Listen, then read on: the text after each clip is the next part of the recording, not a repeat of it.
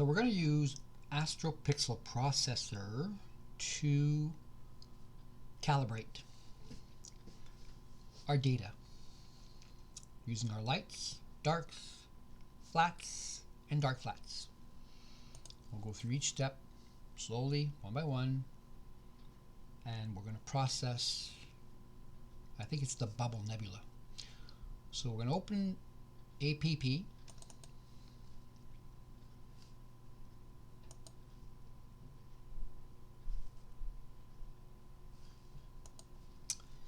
And of course it's going to ask us which directory do you want to go into. So we have to change to hard drive to data. Go to Dave. Go to the bubble X, and then we can leave it right there, in fact, or we can make a new folder. Maybe call that masters, I suppose. M-A-S-T-E-R. Whoops, forgot the M. It's not going to work. Master files. Okay, type enter. Enter again. Minimize that. Okay, all right. So let's start with tab 0, where it says raw fits. Hold on a second there. I want to check something. Okay, so under raw fits 0, this tab right here, there's the pattern of your Bayer matrix. And for the 533, it's RGGB. And also, you can force Bayer for the CFA. Now, CFA, I can't remember exactly what it stands for. Something to do with the filter array. It's probably that. Alright, so you absolutely have set your pattern to RGGB, which is the type of camera you have, and I have, for the ZW533 color, and force the Bayer X-Trans CFA. Now, if you notice, if you hover here, it actually gives you an explanation of what it is. Please make sure that you set the proper, appropriate CFA pattern as well. Otherwise, your whole picture will be either purple or orange or violet, a color you don't want, because it means it's going to debayer each pixel improperly. All right, that's number 1. Make sure you have raw in this 0 tab. Make sure it's RGGB forced Bayer. And it's going to set it properly so your image looks normal. Number 2, you can disable multi-channel, because it's not like you have a mono camera and it's not LRGB, or like the L Extreme and the L Enhanced, they're like narrow band, and we're not doing any narrow band here. It's just one shot color. Another thing is, if you're doing 2-3 nights in a row, you can select multi-session processing. So that, like, Monday night, you got so many frames, and that'll be session number 1. Then Tuesday night, you get another, let's say, 50 frames. That'll be session number 2. But again, this is one session. Uncheck. Auto detect masters and integration. Well, we haven't created them, but we will shortly. So we're going to uncheck that also. It should work. Next on this menu is enter the deep sky object. So I guess you could call it, gotta watch what I write here. Let's say BBX for bubble. Okay? Now here's what we're gonna do. We're gonna load, not the lights, just the flats, darks, and dark flats. There are no bias, this is not a CCD. So let's go find the flats that we took, let's say last night. So go up one directory, and we're gonna look for flat. There's some here. So these we're taking at, I think it's gain 120, and they're 2 seconds long, and the temperature is almost -5.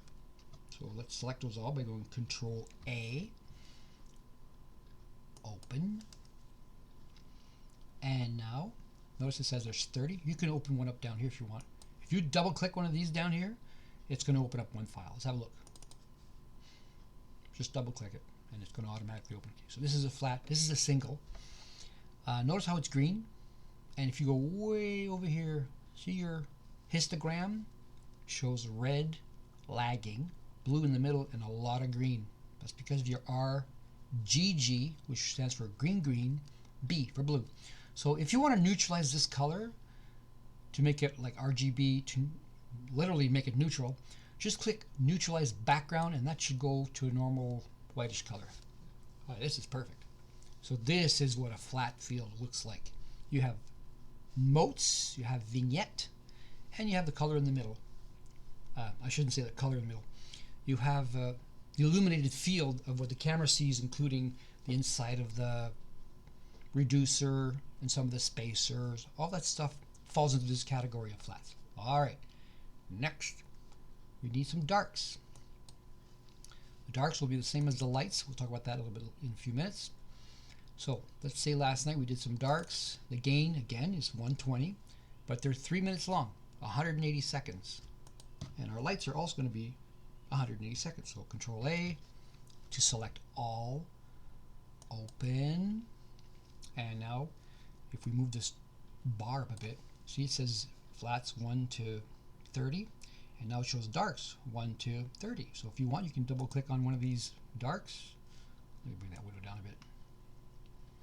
You can scroll by just rolling the mouse. There we go. So here's what a 180 second dark looks like. This is not a 533, it's a 294. Same procedure for making calibration files and getting your target to look nice. In this case, it has some amp glow, as you can see here on the right. Looks like a star, but it's actually starburst.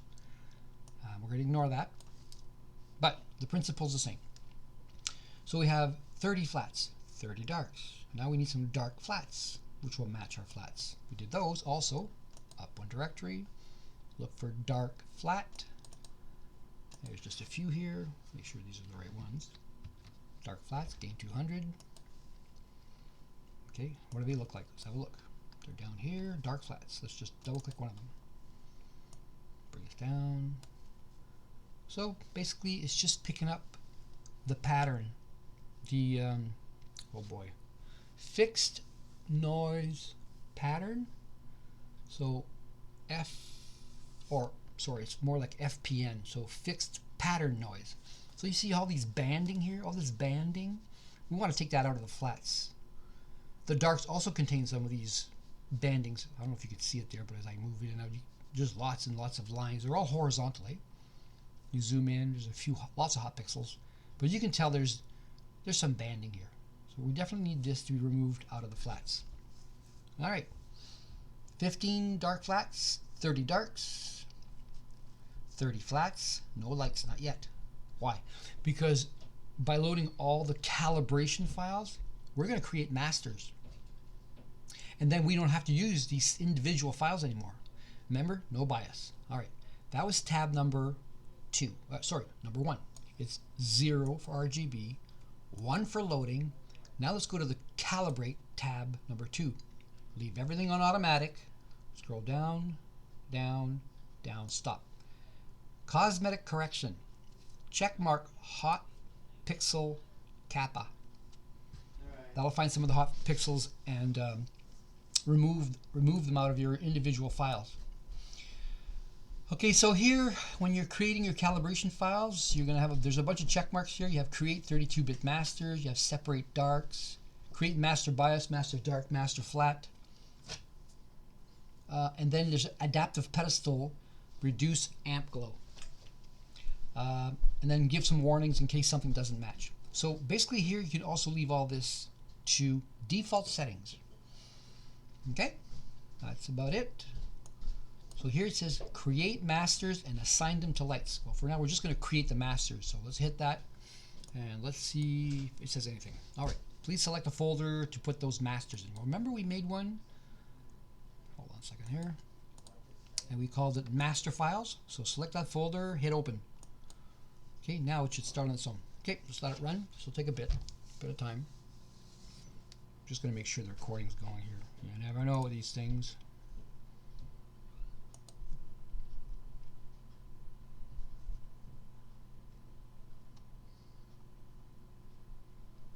Yeah. Let me just test pause for a minute. Okay, so we're creating, what's it doing now? It's creating the bad pixel map. Oh, we didn't talk about the bad pixel map, But I believe when we check marked, look for hot pixels, that was 1, because you really don't want any hot pixels in there. See this? Cosmetic correction. Find hot pixels kappa, but also we're going to create a bad pixel map. In other words, you're going to it's taking an image of the dark frame, looking for all the hot pixels. Sometimes there's thousands out of millions. Let's say out of 11 million, there may be 400,000. It's going to pick them off and make a map so they can subtract it from your light frames. You don't want any hot pixels in your light. Okay, so it's done that. Now it's working on the master dark flat, and there's only 15 files, so it's going to analyze them, look at all the RGBs, and it's going to make a master dark flat, and then it should make the master flat. I'm not sure which order it's going in, but if you come down here while this is running, and this is a really super powerful computer, so it's going quite fast. If you go to the master flat folder, master files, look, we already have some created. MD stands for master dark. MDF is master dark flat. Right now the flats is being created. These two bottom files are 45 meg each. So let's minimize that. Let's keep this running. Calibration sometimes can take a lot of time. I mean, I've seen 5-6 hours, depending on your computer. If you do it on a laptop and it's not a data cruncher, you could be looking at 6 hours to 8 hours. It depends how many files you have, how many light files you have. It depends how big your camera is. Like, is it 10 meg, 15 meg, 20 megapixels per frame? It could chew up a lot of hard drive, and can take quite a while. That actually went quite fast. Okay, we're going to reopen this. Remember how you can grab this bottom bar and just click on the left click and drag it all the way up? And now scroll. Let's look at the bottom. We have pixel map, bad pixel map 1, bad pixel map 2. I'm not sure why I made 2, but we'll go into that in a minute. Master flat, master dark flat. Okay, let's go back to these two here. One of these has to be removed. I think it was probably because of the gain, but let's go have a look. So remember this folder, master files, inside the bubble X. There's two bad pixel map. The one that just says camera 1 and the one that says 294. I believe that we should take this first one, the one that just says ASI camera, we can get rid of it. We just need one bad pixel map. Here it is. So there are four frames. We have a master flat, we need that. A master dark, definitely need that. Notice it says 180 seconds or 3 minutes, and the gain 120. Master dark flat, and a bad pixel map. Minimize that. Let's minimize that. Okay. Now this is not necessarily needed. I'm just going to scroll back to the bottom. You see all our masters are here? All right. We removed one. I believe we went and removed the ASI. So you can click it once, right click and say remove. There. Now we're left with just one BPM. And the flat, the dark, and the dark flat. All right, that's the first thing. Second is, if you go back to load in tab number 1, and you click on the flat, see it says 30, 30, 15, go all, clean, all the flats are gone out of here, the individual ones. Let's try it again. Now let's go do the dark. All, clean, all. Let's go have a look. Darks are all gone, flats are all gone. Let's do the same with the dark flats. All, clean, all. And now what do we have left? Well, just the master calibration files. That's cool. That's neat. It's orderly. And now we can bring this down and bring in our light frames, because we need, these light frames need to be calibrated with these masters. So let's go to light, and we're going to load the whole pack. So on the first night, remember I said there was 2 sessions? But because everything is the same from Monday to Tuesday, we're just going to select all of Monday. And then we're going to go light again. There's 51. We're going to go up a folder and go to Tuesday and select all those and put them in. Okay, so how many do we have? 100. 100 light frames. Must be like 50 at 50 or 49 at 51. Okay, back to calibrate. Go back here. This is complete.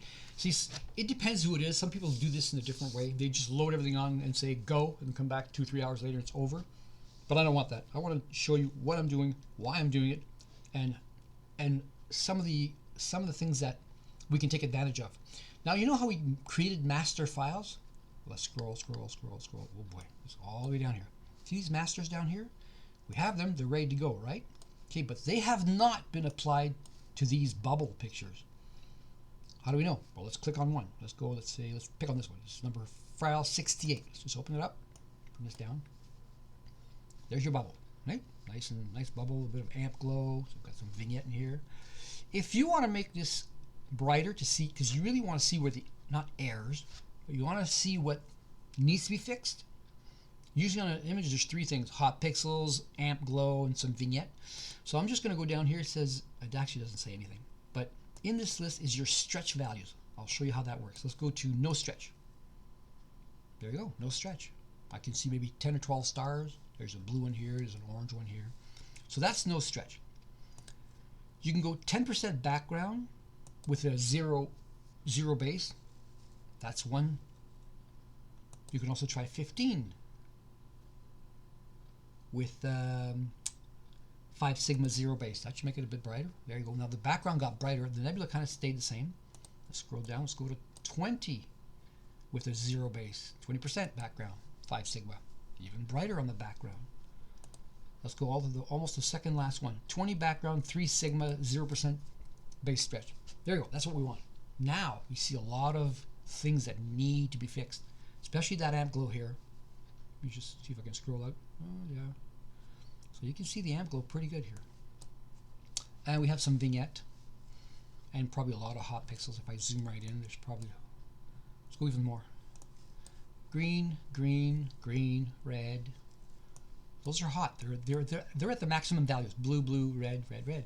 So these are the things we want to get rid of. Okay. Here's the cool thing that PixInsight doesn't really do. We'll get into the selection of the frames and all that later, but I'm going one step at a time. Okay. You see here it says reassign masters to the light. Well, you could say reassign, but they've never been assigned to begin with. If I scroll here, there's nothing under frame here, and there's nothing under file frame saying that these masters have been applied. Okay, let's do it. Click reassign masters, and this will take a few seconds, depending on how fast your computer is. And you'll hear a bell. Okay, so there you go. 100 frames even have been, they're ready to be calibrated. They're not done, but they've been assigned to each individual frame. How do we know? Bring this down a bit. Let's pick, I don't know, number 20. Okay, so it says light 20, the 20th frame. It has an MD to it, master dark. It has an MF to it, master flat. It has a bad pixel map and is getting ready to be calibrated, CA. This is excellent. So we have everything we need, right? Now, here's the thing. Speaking of PixInsight doing, not doing. I'm going to pick any file here. Let's say number 40. I'm going to double click. It should show up here in the preview window. There it is. All right. If left like this, there's purple vignette on the outer edges. There's this amp glow here and lots of hot pixels, you know, as we zoom in. Lots of hot pixels, all kinds. Here's what you can do before you even stack all this and throw away 4 hours or 2 hours or whatever of time, which PixInsight, you know, you got to go through the entire calibration system just to find out at the end, guess what? Your darks didn't work. Your flats did not work. They overcorrected. They undercorrected. Your motes are still there. Thanks. Couldn't you have told me that before I even started any of this instead of wasting 4 or 5 hours? No. But, and if there's a way that you can tell me that PixInsight can find the error before it happens, let me know. But on 100 frames, here's the thing with Astro Pixel Processor. You see up here where it says linear 1? All right, this frame is linear, hasn't been stretched really. Click on the drop down menu of linear and choose 1 calibrated. When you click on this, the computer and the RAM and the hard drives are going to apply all the masters right away to one file to see if that file's corrected properly. If not, you stop right there and you go make some more flats, or you go make some new darks or new flats, new dark flats. Let's see what happens when I calibrate this file to remove that amp glow, that vignette, those hot pixels. Ready? Go. Now, of course, up here on the top left, you see the computer's going right open. The Ryzen 5 is running, and boom. Boom what? Well, where's the amp glow? That big spark here on the top right.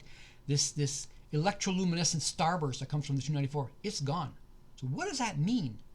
It means that if we go back to load and we go down to our master, it means that our master dark, this one file here, or if we want, you can scroll up and scroll all the way down.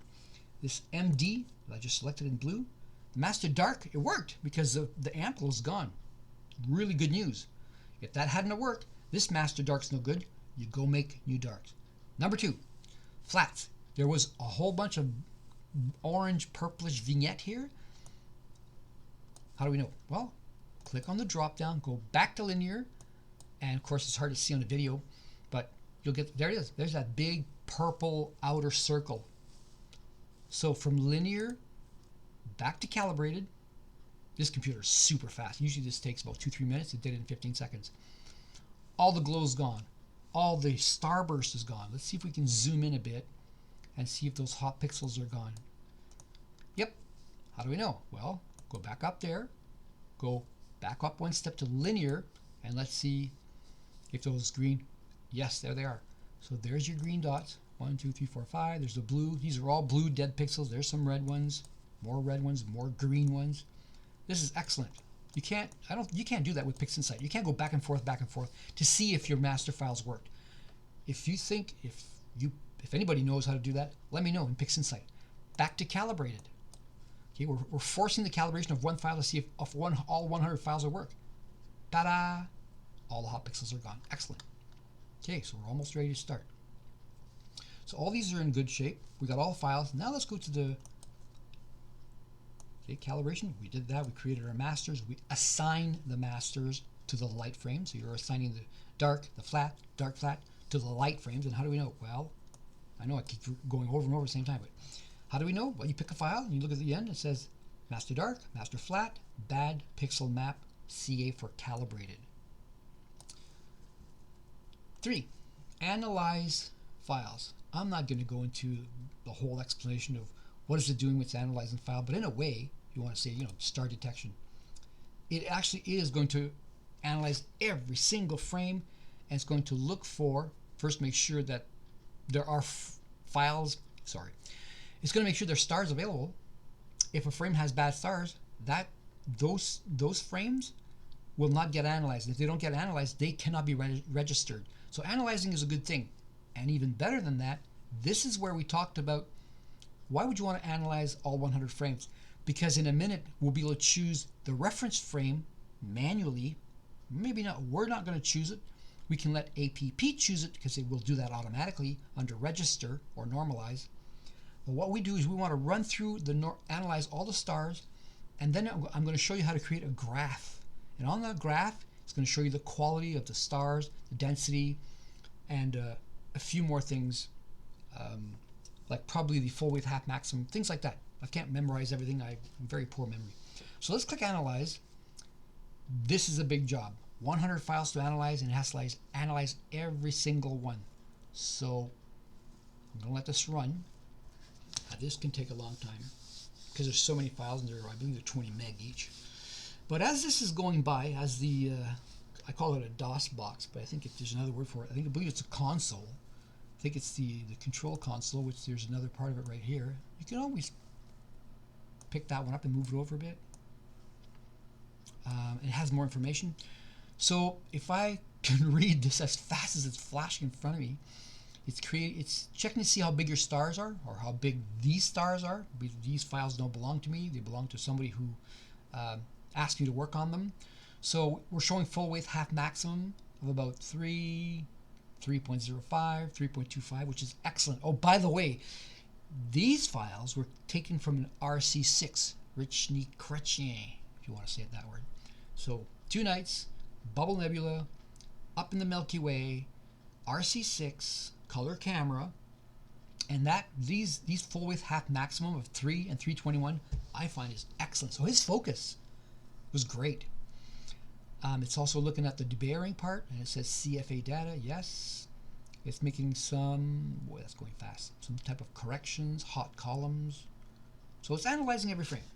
And if you notice down here, see this blue bar, it can take 5 or 10 minutes.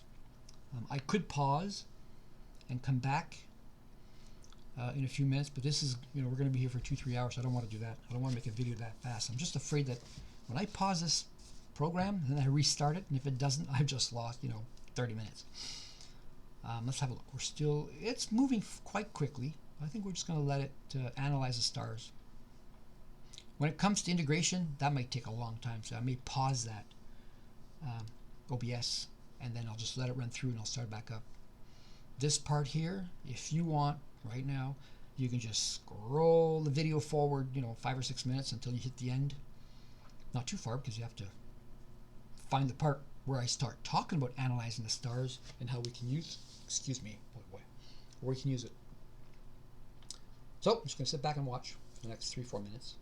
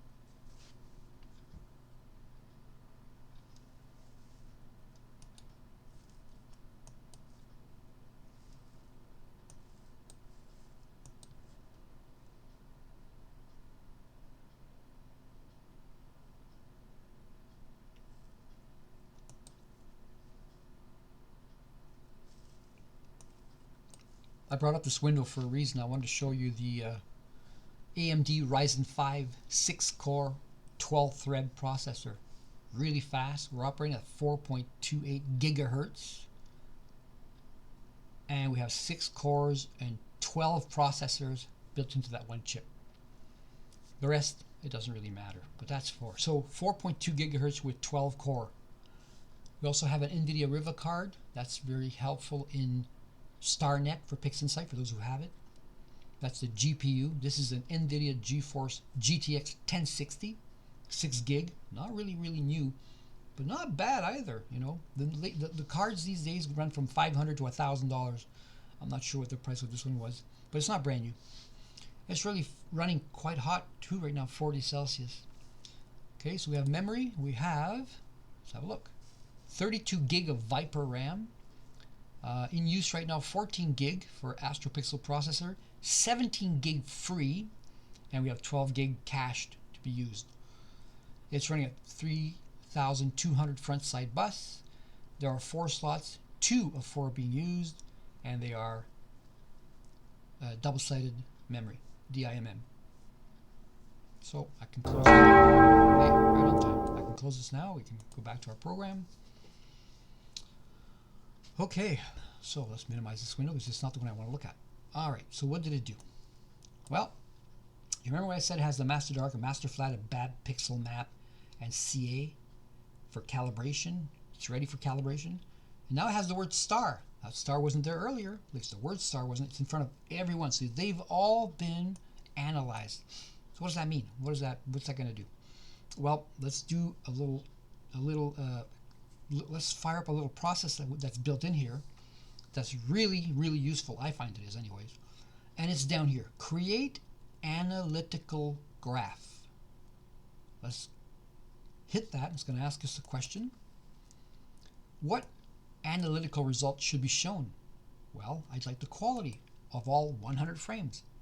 I would like the star shape of all 100 frames. Are they really good? Are they really bad? Are they tight? Are they oblong like an egg? And the number of stars and the density of those stars. So if there's 500 stars, 600 stars, 200 stars, remember, more stars, if they're sharp, means a better frame, a better signal to noise ratio. If there's fewer stars, there's a lot of reasons.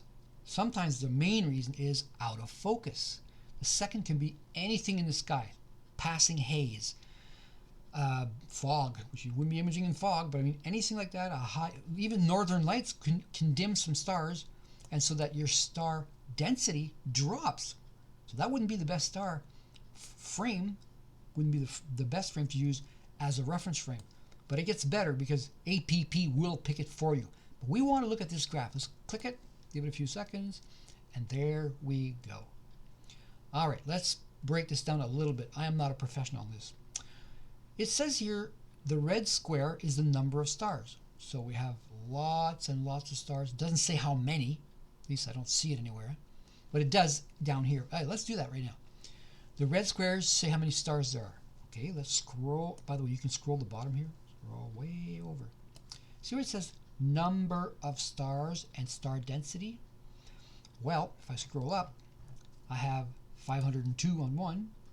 They're all, if I'm just scrolling down, 500, 500, 500. There's 499. That's a bit lower. Keep going. All in the 500 range. 500, 500, 502, 501, 490. Okay, look at this 499. This 499 could be one of the lower red blocks here, because this is number of stars. Remember this red here? Number of stars, star density? Yes, right here. Okay, so we know what this is. You wouldn't want this to, to drop down and go back up. If you drop down, you have less stars in the field. More stars, sharper the image, usually. And I'm talking about the average here.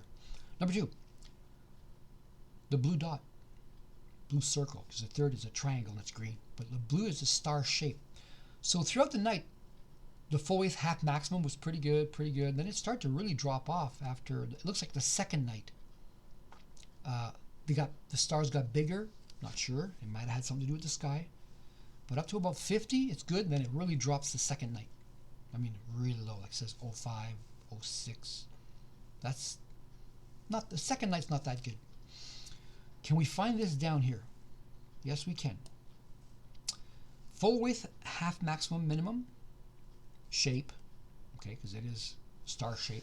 So we have 502, we have 534, we have 485. That's not that good.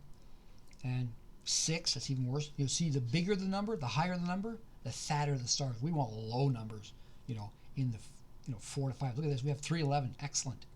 Okay, I'm just going to scroll down. And notice this one here, this particular frame. Let's scroll back. I want to see what number it is. It is number 008. So frame 8. APP chose it automatically because it says REF, reference frame. Why? Well, according to all this analyzing that it did, it found 500 stars, number of stars. The full width half maximum is 3, not 4, 5, or 6. And it gave it a quality score of 484. Some are 393, 473, 444. It's not necessarily the highest. There could be one more frame in here that's a little bit higher than 484. But on the average of all these numbers mixed all together as an average or medium is this frame number 8 is the best one. And now, it's kind of hard to see here because it's not subdivided. See, it says 0, 5, 10, like frame number 10, frame 15. And if you count in between, it'd be 16, 17, 18, 19, 20. Okay, so we said that this black frame, if we scroll back to the beginning, it said number 8 was the best frame. Is it? How do we know? Well, look at this. If this is 5, and we scroll all the way up, and that's number 5, right? Then 6, 7, 8. 8 is a red dot, a blue dot, and behind that is probably hiding a green, which is quality. So this number 8 frame is the highest quality, has the best star shape, and has the most stars. Just by looking at this graph, in a way you could say, well, this is blink. Yes and no. In which way is it not blink? Well, in the way that if there are a jet going through just one of these files, if there's a jet going through and there's like lines, that's not shown here. If there's a satellite going through one of the frames, that doesn't show here. But the program is intuitive enough that it's going to remove all the jet lines, all the satellite streaks, all the gamma ray bursts. It's going to be done, probably under integration and some sigma, removal of outliers, anything that's above a certain number. Mathematically, this says that this is a pixel. These are pixels, but they're too bright to be part of the background, and they're even too bright for being a star or a galaxy or a nebula. That's as far as I'm going to go in explanation. So as you can see, the first night was really, really good. We're in the 07 to 09 to almost 1.0. And then the second night, things really drop off. In fact, the entire night stays fairly low. Do we get rid of these files? Absolutely not. No, they're all good. They're just not perfect. If something was way down, okay, let's give an example. This last frame, I think it's can't be 100 because 100 is the last one. So 99. Let's go have a look at 99. What's so wrong with 99? Scroll over, scroll, down, down, down, down. There's 99 is right here. All right, what's going on with 99? Well, it says there's 501 stars. That's good. But the full width half maximum, the widthness, the centroid of that star is huge. It's almost like it was the end of the night and some clouds start to roll in and the stars got really bloated. 605, horrible. Look at the quality, 191. Let's scroll a bit. It's definitely not 419 or 350 or 250. It's 191. Okay, before we go any further, would you want to keep the quality of 190? Would you want to keep that file? No. So, well, how do we get rid of it?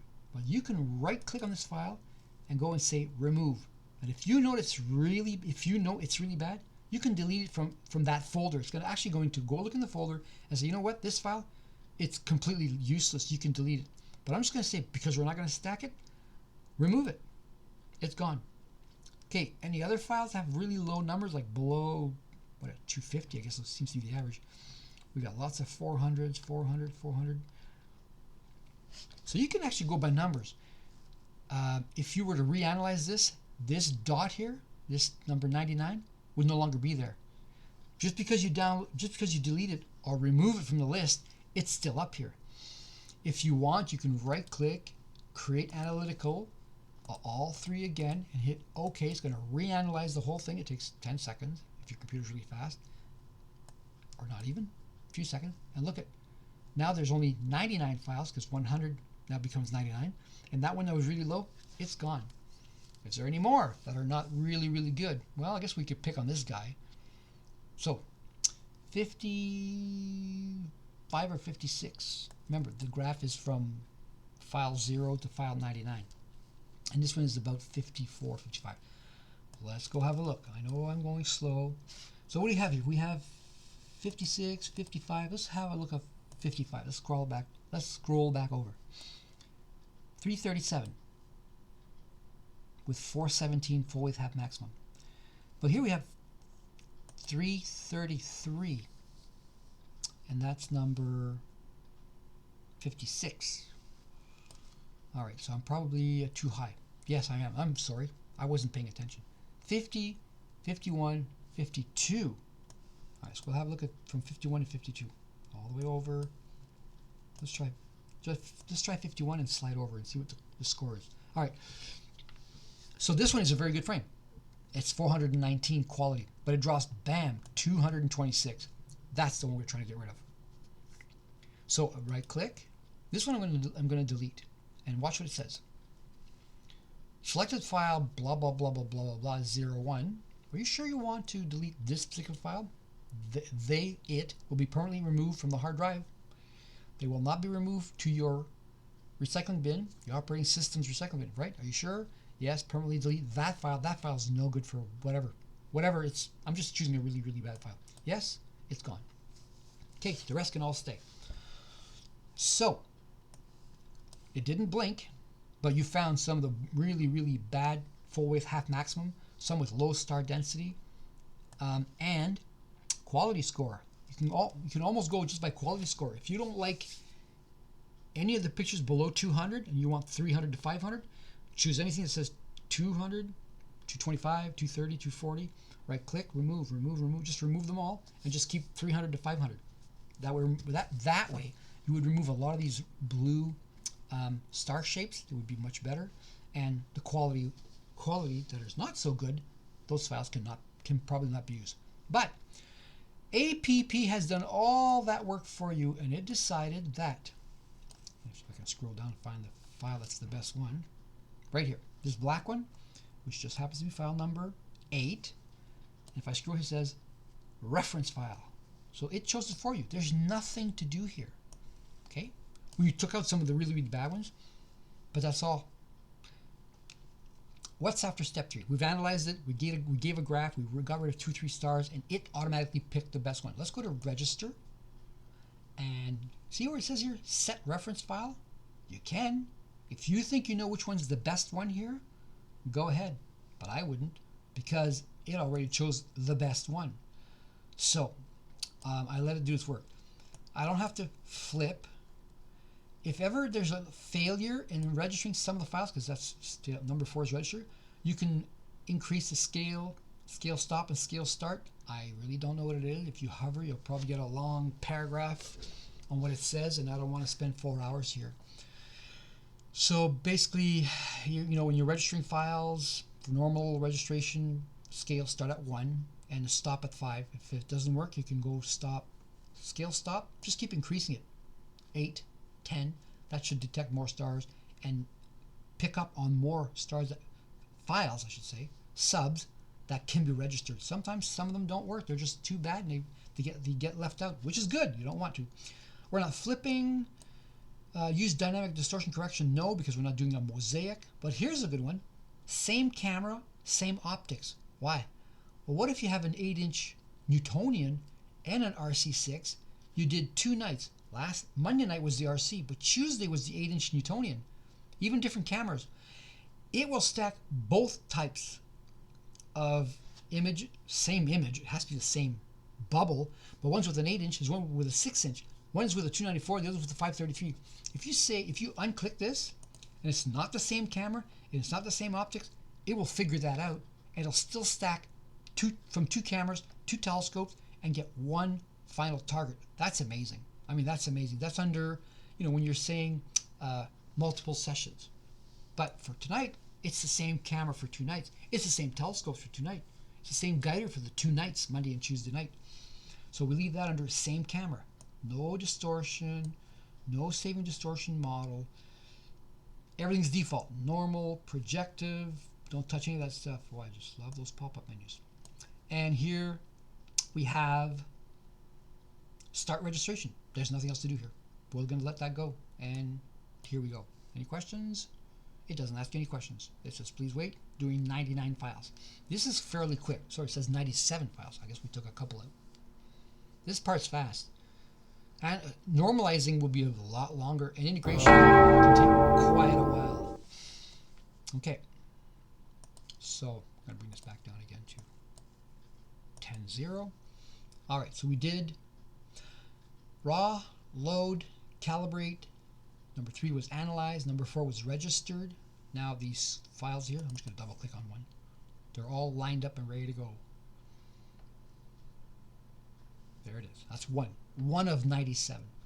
So tab 5 is normalize lights. From what I understand here, when you normalize intensities or adjust the histogram so that if you have a bright one and a dark one, they all end up in the same range of brightness, that would make sense, right? So normalize the intensity of all the frames. Pick the best one, signal to noise, and make all the other ones the same brightness or the same darkness. Of course, you don't want them dark, but you would want them to have, if there's any type of difference from night to night, I think we can hover here real quick. Hopefully it'll come up. Okay, so what does it say? If you want to neutralize the background in your integration, turn this on. We did. Be aware that background neutralization can suppress nebulosity or lower it down a bit. So always use the calibrated background tool to have the nebulosity fully restored. So I'll show you that later on. Okay, so yes, you want to neutralize the background, not make it so off color. Let me just uncheck neutralize background for a moment. Let's see if it turns a hot green. There. That is not neutralized. That is too green. Being that there's 2 green pixels, 2 green covers on top of the bear, on top of the pixel. There's 1 red one, 1 blue, but 2 green. All the images are always green. So I want to neutralize the background. Let's neutralize the background now. Okay, so let's check mark it. That should go back to a nice light gray, the color of the sky. In this case, it's red, but then this entire sky area is nebulosity. The nebulosity is red, like hydrogen alpha is red. And if you look at the histogram up here, you see a lot of red and some purple and a little bit of green. So let's hit normalize lights, normalize all 97 frames, and that can take a bit. We'll let that run for quite a long time. It has to check each individual frame compared to the reference frame and adjust it accordingly to the background and to its brightness. Match the histogram. I guess you could use, if you were to use another word, it would be like I said normalize intensities of each frame, the brightness, but it'd be like average out all the histograms so that one frame's not darker or brighter than all the other ones. Or you don't have 20 or 30 that are almost washed out, and 40 or 50 that are really dark. In other words, adjust accordingly. I don't know the math, but it does a good job at averaging them all out and making them all the same brightness, which is what you want.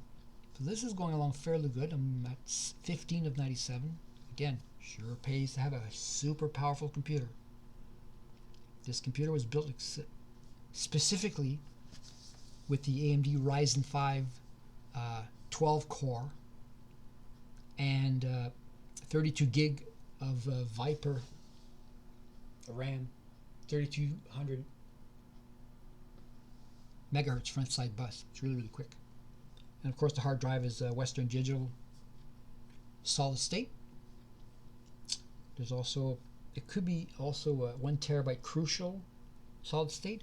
Why solid state, man? If this was a spindle drive, like 5400 RPM, there's no way you would do this in an hour. But this is going really fast, especially with 97 files. 35 of 97. All right. I'm going to attempt to pause here, so this video is not 4 or 5 hours. I'm going to hit the pause button, and I'll come back when it says 90 of 97. All right? All right, here we go. Pause.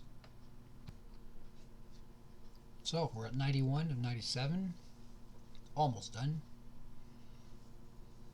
Didn't hurt too much, time-wise. And 2 more. Again, this big blue progress bar is a lot of help to follow. Okay, so now we can look at a frame, just look at one frame, bring it up, because after normalization, the last step is integrate. We'll talk about that in a few minutes. All right, so do you want to, if you want to stretch this, remember there's anything from 10% to 15, there's 10, 15, 20, and 30 is going to max out, and we're going to max it out in a bit, and I'll tell you why. This is not for saving, and it's not really doing absolutely nothing to the data. It's just visually stretched. So let's do a 20 0 base. All right, much better. Okay. Again, this is a single file. These haven't been stacked. This is one frame. There's nice red nebula here. There's some all the way on the right here. There's a bit down here on the left, a bit on the bottom. You can even zoom in a bit to the bubble if you want. There you go. There's a single frame. Nice little spikes from the RC6. Not bad. They're only 3 minutes each. Okay, last but not least, before we go to the repair or processing, integration. Oh boy, this is where everything always goes crazy. Now I leave it on automatic. Unless you really know what you're doing here, like let's say you say average and you go by signal to noise ratio and you decide you're going to do maybe sigma rejection with a high of 3 and a low of 2.5. Unless you know all these settings and what they do, like in PixInsight, I've been at it for about 5 years for Pixie. Don't do that. Don't just go back and say, you know what? Put this in automatic and you do all the work. You can look at where all the outliers are. If it doesn't work, if it doesn't come out the way you really, really want it to be, then you can come back and lower these numbers to clean up the images. But on automatic, it'll do the integration by itself and even weigh each file based on its signal to noise ratio, its quality. Well, there was a big long list here. I didn't read them all. And of course, there's some rejection. You want to reject jets and satellites and gamma ray bursts and things like that don't need to be there. These filters would work on that. There's also, if you're in manual mode, you can diffraction. You can protect some of your spikes. It's never been a problem. I always have my spikes no matter what. Now I enable this local normalization correction, LNC. There's a couple of levels, like from 1st degree to 8th degree. I don't have the full understanding of it, but I always use local normalization correction for each file, and I use 3 iterations. It's going to keep going. One file, it's going to have a look at the 1st degree. It's going to make a correction, make a second correction, make a third correction, and if there's nothing left to, if there's no other corrections that it can do, it'll actually say no more improvement, continuing on. So here it says choose the degree of local normalization correction. LNC will correct the illumination in your frames in such a manner that the illumination differences of the separate frames in your stack will be matched locally instead of globally. Normally, normalizations is only calculated globally per frame. With LNC, the gradients in your data, by the way, that's light pollution most of the time, or moon pollution, some kind of pollution coming across, will be matched per frame while maintaining a solution for all frames, which would be globally, at once, that is stable and as flat as possible. In other words, we're dealing here with light pollution, and we're dealing here with some type of correction for gradients, and you'll learn more about that as you go. So here it says also, if you go down a few, it says that if you, oh, it's already disappeared. It only stays up for like 30 seconds. Okay, so I don't mind using 1 or 2 degrees. If you've got a big computer and you want to spend an extra hour or whatever, you can go 4 degrees. But I say, look, make a couple of passes, you iterate 3 times, and if you can average everything out and take some of the gradients out, that's great. Not 100%, but some, and I'll take advantage of that. Even if you're doing mosaics, man. Mosaics can take a month, 3 months, a year, depends how big the panel is and how many thousands of frames you're using. So you definitely want to normalize each of those groups singly and globally. We're not creating any drizzling, we're not creating outliers, though you could have a look and see what it removed, and a normalization map. We don't need those right now. This is like absolute beginner's APP. So we're going to hit the integrate button. Again, let's go back up to the top, make sure it says automatic, and it does. The weights will be automatic. The rejection will be automatic. Everything will be based on what the program itself finds needs to be removed.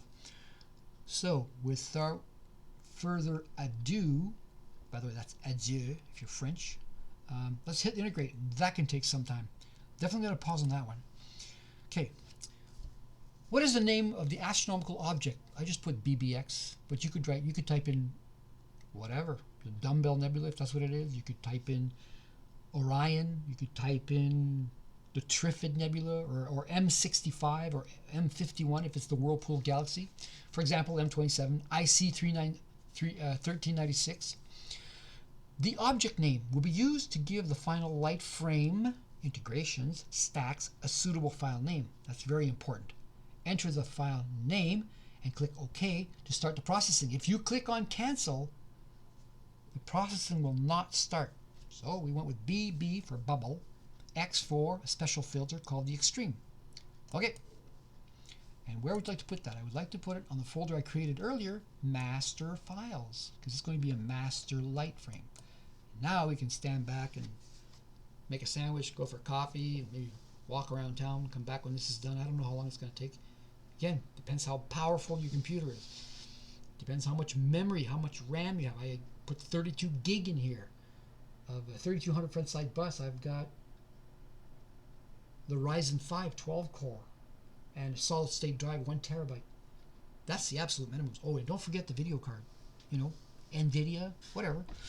1060, 2070. If you're really rich, you can put a 3080 in there, like, you know, $1,200 just the video card. The whole computer will cost you $5,000. I don't think you need that much. I know this computer was about $1,800, and it was built by a couple of people who put their resources together and built a beautiful machine that does everything we need it to do and not take forever. So right now it's going to go through all 97 files, and look what it says. It says got center coordinates for the area of frame 9, and it's the LNC. So it's going through the local normalization corrections, and that's not even stacking it. That's just going through that section. That could take quite a while. And then eventually it's going to start integrating them, and that can take a while. Again, depends how many frames and how powerful, how fast, how much RAM, and if your hard drive is solid state, how fast the transfer rate is. So there's not much to do here. I'm going to pause it at, let's say, 25. We'll come back when this blue bar changes to 28%, and you'll see a beautiful little sine wave, meaning it's starting to begin to integrate. So let's pause here. There's 25 right about here, and I'll see you in whatever, half an hour, 45 minutes. Pause. So we're at the point now where you see this little sine wave thingy going up and down. Don't panic. I thought at first, when I first bought this and I was running, it's like, oh, looks like we're froze, you know, not responding. No, it's not that. I thought the designer, creator of this program decided to put this in, showing that frames are now starting to be analyzed and getting ready to slowly stack them.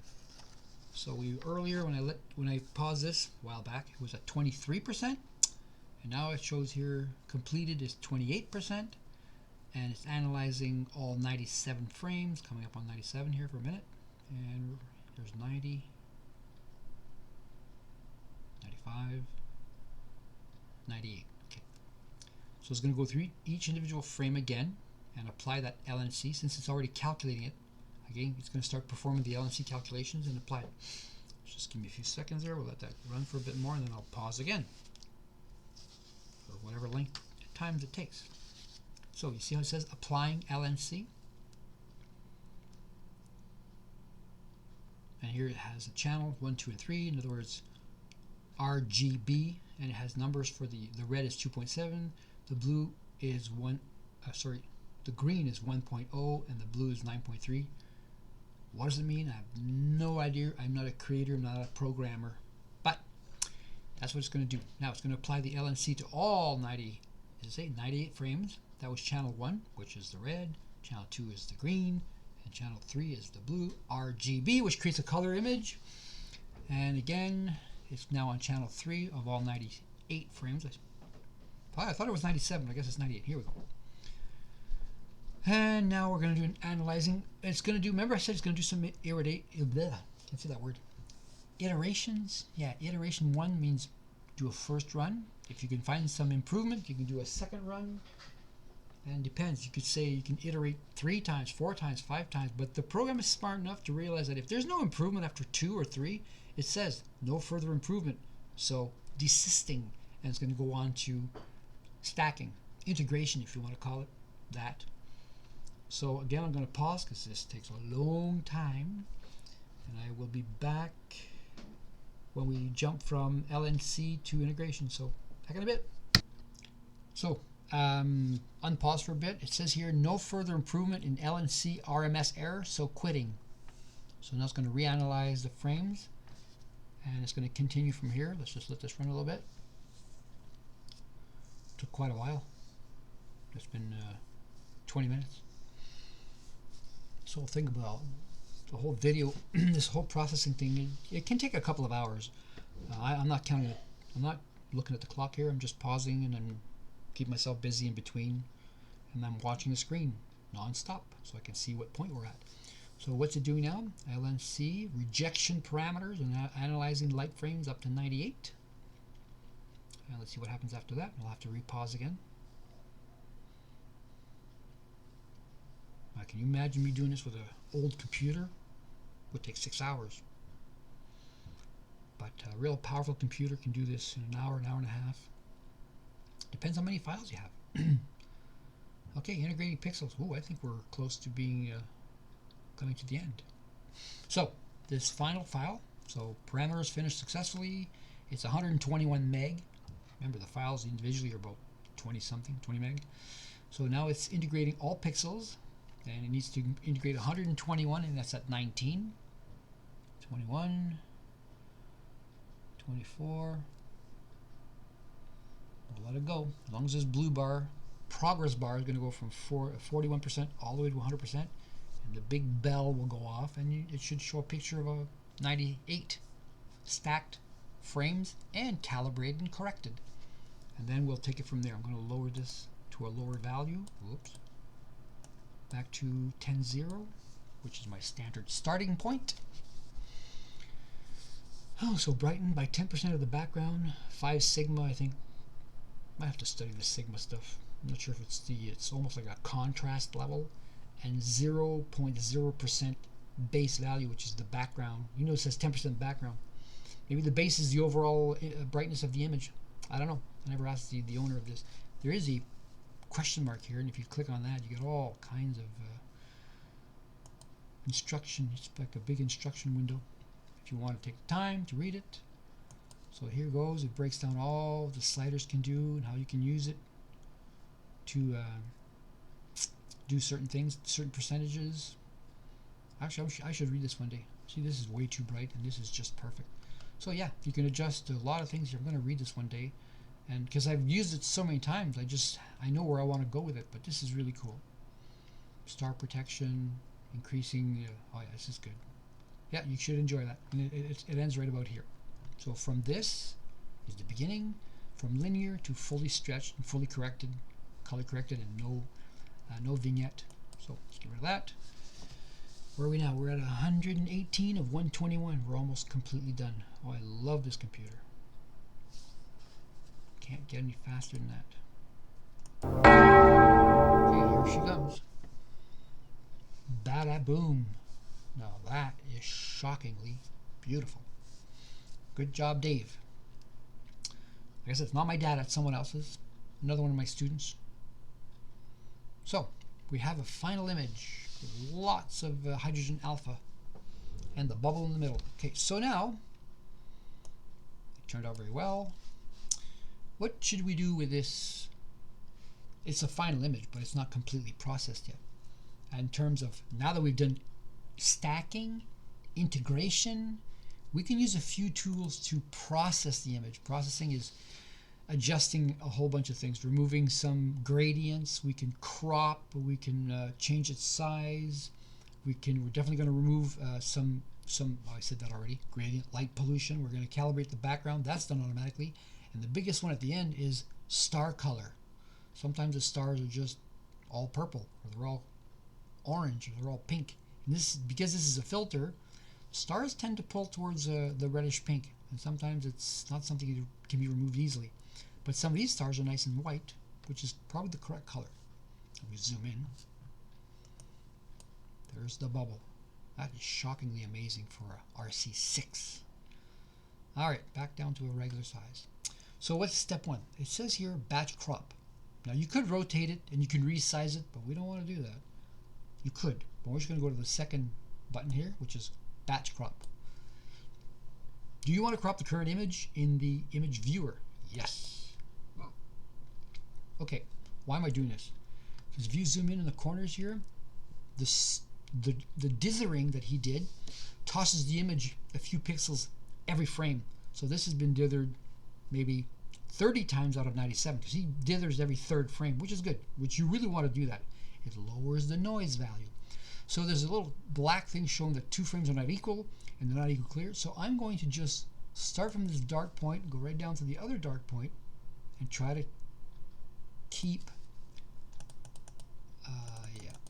as much nebula here. Don't crop the nebula there, and don't crop too far on the bottom or the top. Just enough to get rid of that black, and say crop. And it's going to put it back in the master file folder, and it's called BBX crop. It's a fits file, and we're going to make it 32 bits, so that's really the dynamic range is going to stay high, and we can work on it. Of course, it's going to do that. And now if you want to bring it back up, you have to scroll down here and see where it says BBX crop in blue here. So double click, that should bring it up. Okay, so this is our crop one. How do we know? Well, look at the corners. Corners are fantastic. It's a perfectly square picture, and all the offset of the frame from dithering is gone. Okay, so we brought this back up. Remember, every time you make a correction, I shouldn't say a correction. Every time you make an adjustment, I'm just going to bring this up just a little bit. Okay, it creates a new file. Integration 1 is the original one that we hadn't cropped yet. Other processed one is crop. Now, what's after cropping? Well, we're going to remove light pollution, which in a way can correct some vignette. This will start the interaction light pollution modeler if you can effectively remove light pollution from your light frames or from the stack, or what I use it for is gradient removal. So light pollution / gradient. Are you sure you want to work on this? Yes, I do. And to open up the image, remember this is like 200 meg. All right. Create light pollution model. Please make at least 5 areas, selected boxes, files still needed. 5 are still needed. That's because I haven't done any. This you can experiment with, but here's what I try to do. I will put a box everywhere. See, I just use my left mouse. I click and drag. If it's a dark area, I put a box in it. Stay away from the nebula and try not to get stars in there. If there's 100,000 stars, you're not going to have a choice. You're going to accidentally grab stars. But if you can, try not to get any big stars in there. So I'm going to go around the entire frame, look for some areas that are dark. Like for example, here there's no nebulosity, so I can go crazy and put lots and lots of them. And up here also. Doesn't matter. You can grab some stars. You can include a few stars, but make the boxes small and try to hit where it's dark. Everywhere where it's dark, non-nebulous area. Also, you want to do the corners. Always do your corners. Like even if you see how it's a little white here, that could be some light creeping in. He's downtown Chatham, population whatever 100,000. So yeah, you want to just put a little, and you can test it and then do a few more. Just stay away from the bright nebula. You can go anywhere where there's a dark section. All right, let's try this. I'm just going to hit calculate, and I'll take a few more. Let's put a few more here. It's too much space, too empty. Okay, that's pretty good. Go. Remember, more powerful the computer, the more this doesn't take as long to. Even just the calculation last time took like 20 minutes, 15 minutes, but this computer is so fast. Hey, that did a pretty good job. It went from a soft, white, glowy, like almost like a cloudy image to nice and dark. I'm going to really crank up the stretch. There we go. Now, once you calculate it, you look at it and go, oh, it seemed it looks a lot better, right? If you find that there's too much haze still, just keep on adding those blocks here and there and everywhere. But first I'm going to go, see this green button, looks like an olive green, show corrected image. In other words, show me what you took out. Okay, so we have some blue here, we have some little pink down here, a little pink on the top here, lots of pink in the middle. That wasn't removed, more like it was left alone, but all this other green stuff, it took it out. Because it probably shouldn't be. There's no green in space, really. So now show the corrected model or the actual image. And give it a second. If your computer is powerful, it'll come up in 5 seconds, not 20. Look at the nebulosity. This is crazy. If you want to ignore the red squares, remove the reds. And now we just left with the green, which is excellent, and the yellow, which means it's still okay. Red, just ignore that. I'm not going to take any more out. You always want to, whenever you do this, the light pollution model, this gradient remover, crank the stretch as high as you can go. Why? Because you want to see lots of there. That's much better. Much, much better. You want to look at where the errors are, where the not the mistakes, but the things you're trying to correct. You should be able to see them here. Now, if I drop this is at 30% zero base. Let's go back to 15% zero base right here, 5 sigma. And that's about where I would want the nebula to be. Remember, this is not changing the picture. This is only for visual appearance. Later, we will literally stretch it. This is not stretched. So, do we like it? If we like this, if you like this result, click OK and save. OK and save.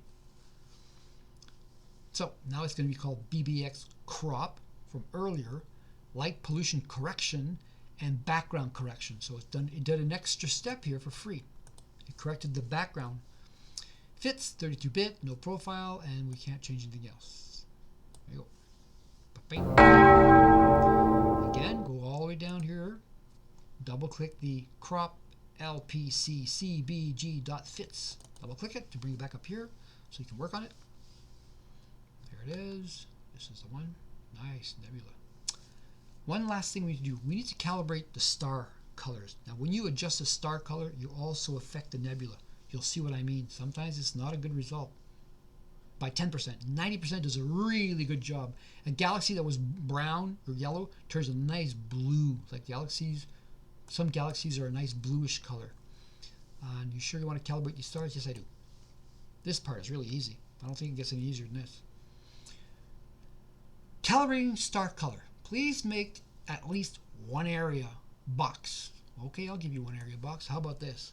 Check all the stars in here and correct them for you. An adaptive black body and extinction. That's going to be the calculation. And again, I'm not a scientist. I don't know what it does, but that's the mode is black body extension. So just hit calculate and let it do its things. You can see here, I'll bring the box down. So running iterations, couple of hundred, couple of hundred, couple of hundred. Man, this computer is super fast. Boom. Okay, see what it did? I'm going to zoom in a bit. The nebula went yellow. I didn't want it yellow. Yellow is not the correct color. It's supposed to stay red. So what else can we do? What else can we change? We can try, without the adaptive, we can just try balance RGB and hit calculate again. By the way, this is the graph of the stars. Oh, this is much better. So we have a box at the top here, blue to green versus green to red. And you can see that most stars are blue, but there's 1, 2, 3, 4, 5 orange stars. And in this line, you have blue to green, green to red. Same thing. Same adjustment in the stretch of the star colors. The blue dot says calibrated stars. There's 370 stars that have been calibrated. These orange ones, star population 404. The green line is the black body model. In other words, it should follow this model. It's just a bit to the right. I don't know how to correct that. It probably have to do with something you would change here, like star rejection and other things. That may make it so that this blue line, which is calibrated stars, should follow this green line, which is the black body model. Now the very last one is white, little white triangles, default black body model. Again, I'm not a scientist, I don't understand that. But this is what I wanted. I wanted the nebula to look as a nebula, which is hydrogen alpha, which is a reddish, pinkish color, salmon. Not a big fan of the salmon color, but I like the pink, red. And that can all be adjusted later on in other programs if you want to increase the red. Now in here, and I don't play with these, but you have from magenta to more green, from blue to more red, and there's also a couple of other sliders down here for slope. I never touch these. In fact, I don't know what would happen if I said, let's see, I want from blue to red. Let's just try this and say calculate. You can always bring it back to 0. What's the worst thing that can happen? Things start shifting over. Now, I didn't see any change. Let's try going magenta. Calculate.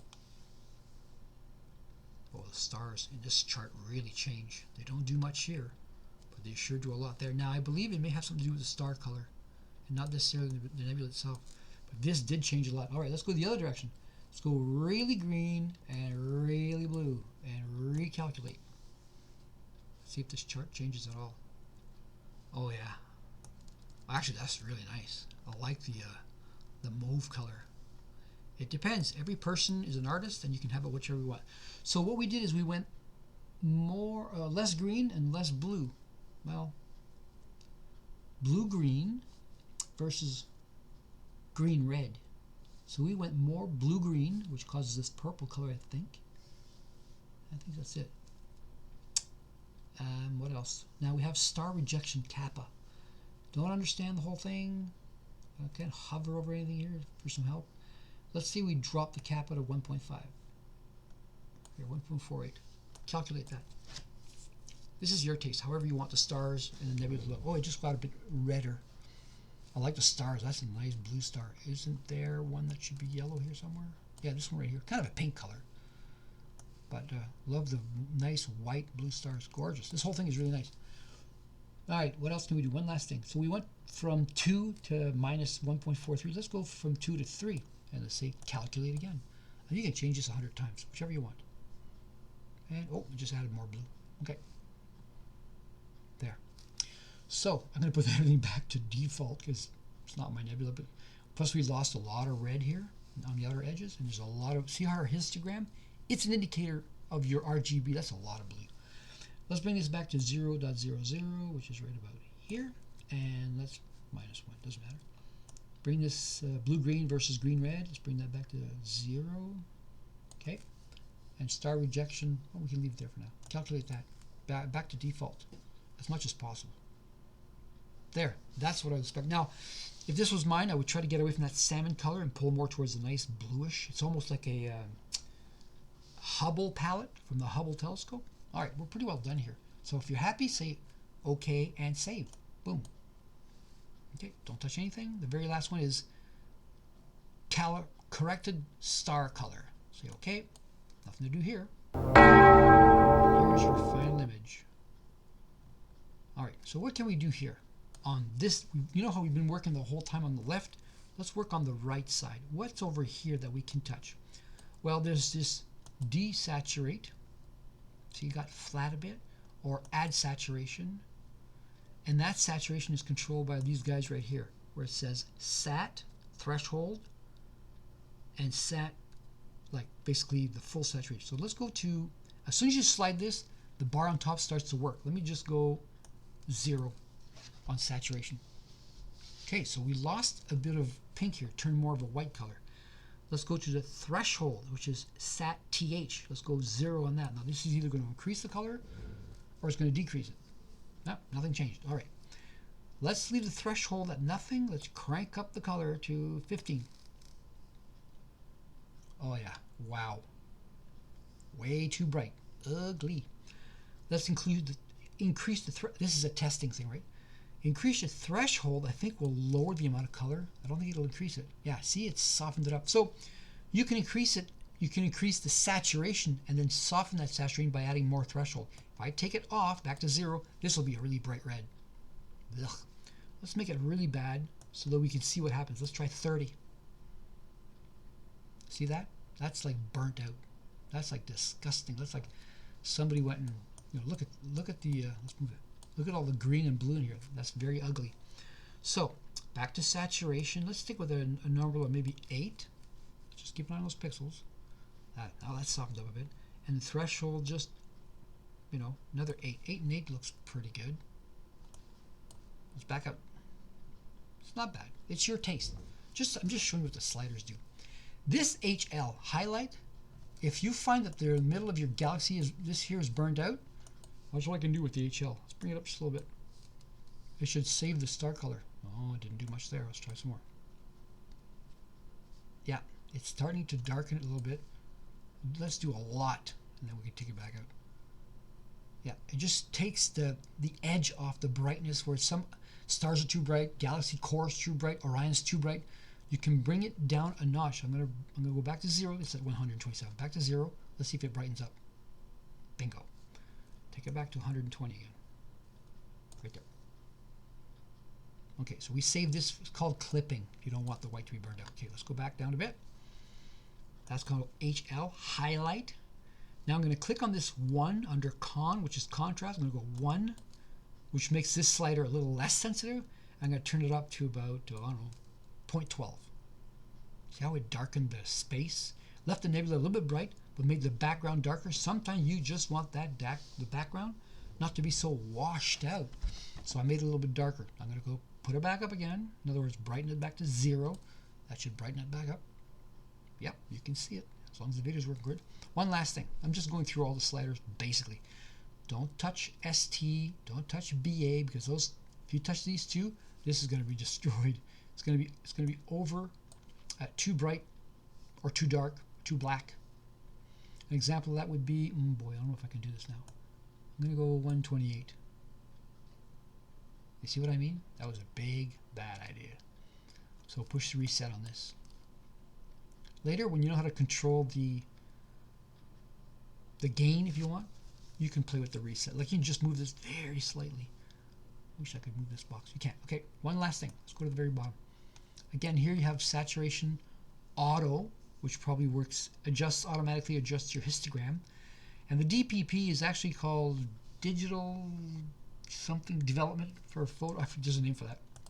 If you do this, I believe the image goes completely non-stretched, but you definitely want to stretch that. So leave DDP on at all times. Okay, back to normal. Now, last one. The last one is kind of cool. Zoom in a bit. Okay, see this one? One says sharpen, the other says protect. In other words, sharpen the stars and protect the ridges, the circle of the outer ridge of the stars. Let's see what happens when you don't protect the stars. So let's go to 0 on protect. And let's turn up the sharpness. Now that should cause big bad halos. Okay. Now, this is kind of interesting. Well, when we sharpened the entire image, made this a little bit crispier, like the little bubble detail came out way more, but created halos around the stars. The halos can be corrected. That's what the protect stars is for. I'm going to back off from the sharpen again. And see, everything got soft. Now we're going to add a little bit of sharpen, maybe 3.7. Okay, so we got some nice snap up here, but we hate those donuts.